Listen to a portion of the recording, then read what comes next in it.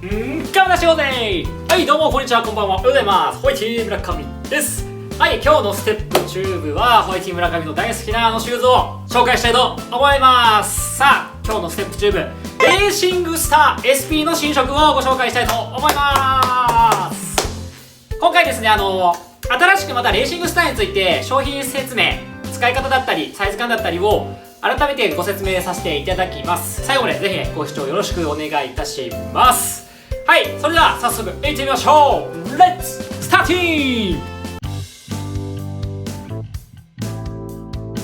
はい、それではね、新色のレーシングスター SP を出したいと思います。ドン。こちらレーシングスター3色展開です。で、まずカラーのご紹介していきます。ピンクにフラッシュイエロー、かかとがネイビーでシューターもネイビー、こちら1色目。続いてこちらドン、ネイビーゴールドにレッドですね。はい、かっちょいい。でラストこちらドン、レッドゴールドシルバーでシューターがブラックになっております。通信販売限定のカラーになります。ではまずね、レーシングスター SP とは何ぞやというところからご説明したいと思います。まずね、レーシングスター SP とはステップでしか手に入らない陸上競技用のトレーニングシューズになっております。かなり品薄になる商品になります。レーシングスターの特徴といえばやはりスパイクと同じ感覚で走れるアシックスのウィンドスプリント2がありますけど、そちらと使い方は同じでトレーニング用で使います。過去に僕も使っていたんですけど、レーシングスターは陸上競技者だけではなく様々なスポーツをしている中で速く走るドリルとかハードルドリル、スプリントトレーニングだったり、あと流しだったりするスポーツには全然使っていただきたいと思っているシューズです。前はね、陸上競技者のみに、ターゲットを当てて僕説明したんですけども、いろんなトレーニングに使えるシューズになってます。こういったシューズって他のやっぱりスポーツにはないんですよ。基本の動きだったり体の動かし方、コントロールの仕方を身につかせてくれるのに一番適したシューズがこのレーシングスターとなっております。ですので今回ターゲットとしてはやっぱり陸上競技者ぜひ使ってほしいですし、もちろんね、長距離も今長距離でも世界レベルはスピードが速くなってやっぱりスピードをねトレーニング増えてると思います。長距離ももちろん使っていいですし、全ての陸上競技者および様々なねスポーツをやられている方のドリルトレーニング、体の基本を作るためのトレーニングシューズとしてぜひ使ってほしい一足になっております。特徴をね説明していきたいと思います。まず何といってもレーシングスターの特徴はアッパーがスパイクと同じものを採用しております。はい、こちらステップ限定のブレイクスプリントです。同じ人工比較使ってます。光沢がキラキラしてるですので、足入れ感覚、このフィット感はスパイクとほぼ同等のレベルで仕上がっております。これが一番の特徴です。アシックスのウィンドスプリントもね HL0 メッシュを使ってスパイクと同じ素材を使ってますし、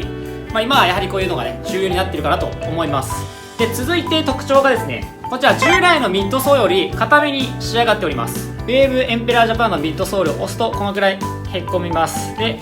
屈曲も柔らかいです。で、こちらレーシングスターミッドソールね、すごく押してもあまりへっこまない、弾力があってかなり硬さがあります。で、屈曲もそこまでグイッと曲がらないです。そのため着地の安定性、体重移動、重心移動のコントロールがしやすくなっております。これがレーシングスターのやはり強み。あともう1点、ドロップがスパイクと同じゼロドロップなのでフラットで設置ができるので設置感覚がとても養われます。やはりこういうエンペラージャパンだったりはかかとが高くて前速が低くなっていますのでスムーズな体重移動ができるんですけれども、スパイクをねなかなか履けない環境にいる選手たちはやはりこういうのをトレーニングで普段のトレーニングで使ってもらってスムーズにスパイクに移行できる、そんなシューズになっております。で、最後にこちらアウトソールにも注目していただきたいです。ラバーソールを使っています。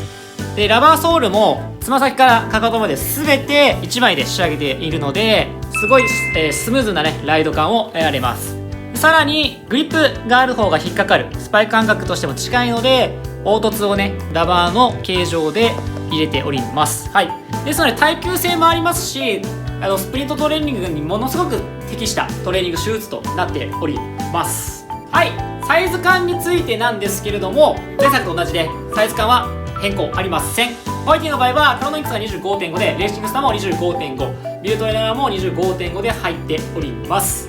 ただレーシングスター選ぶときに日本製なので少し作りが大きいです。普段だったら僕6をランニングシューズ履くんですけれども、ワンサイズ落としています。それは大きいからサイズを落としているのと、短距離スパイクと同じ感覚で履きたいのでできるだけピタッとしたサイズ感で選んでるっていうのもあります。短距離とかはねやっぱりコンマ何秒1秒とかね争う種目になりますので、そのサイズ感はやはり間違わないように気をつけてください。ではないと怪我にねつながる恐れがありますので、ぜひサイズ感に関してはしっかり選んでいただきたいと思います。僕が現役の時に使ってた使い方をちょっとお話ししたいと思います。僕はレーシングスター使ってたんですけども、二刀流でね使ってました。1足目が大体ウェーブライダーとかウェーブエアローなどの少しクッショニングの強いモデル、流しとドリルをレーシングスターに使っていました。でウィンドスプリントもその当時ありました。近いトレーニングシューズで。ただその時に履き比べた時にホワイティはレーシングスターを選びました。これなぜかというと、ウィンドスプリントはね前足部に柔らかい素材が入っております。さらにレーシングスターより薄いです。ものすごくダイレクトに接地感を感じることができるのがウィンドスプリントになっております。はい、ただその柔らかさ、前足部の柔らかさがすごく苦手だったため、僕はレーシングスターを感覚で選びました。それから大学までずっとね高校2年生がずっと入っています。その時からずっと厚底と薄底の二刀流で使っています。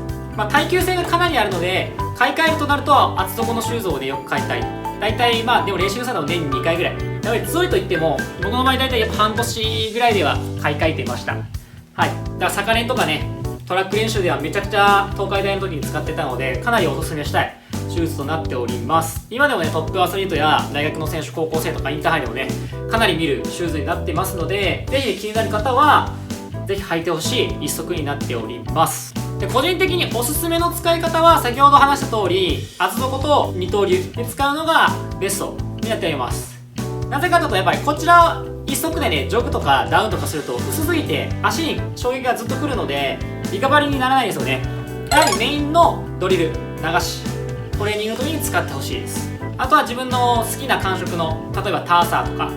ェーブエンペラーとか薄底でも少しクッショニングが柔らかいものと組み合わせて使うのもありかと思います。選手様々ね好みがあると思いますので、練習のシーンや自分の走る環境によってもう一足のシューズっていうのは使い分けてみると面白いかと思います。ホワイティの場合は足に負担をできるだけかけたくなかったので厚底と薄底使い分けていました。で最後になるんですけども、今回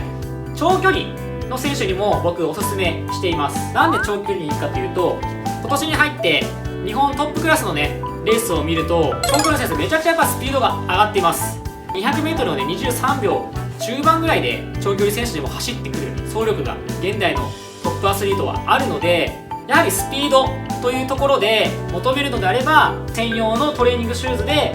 一からドリルだったり体作りだったりを覚えてほしいっていう思いもありますので、ぜひね長距離選手抵抗があると思います。硬くて薄くて履くことがないシューズだと思いますが、ぜひねレベルアップ、スキルアップと思って一足で試してみると面白いシューズになっていると思います。室内のウエイトでもねしっかり使えるシューズなので、ちょっとね長距離選手でも履いてトレーニングしていきたいと思います。はい、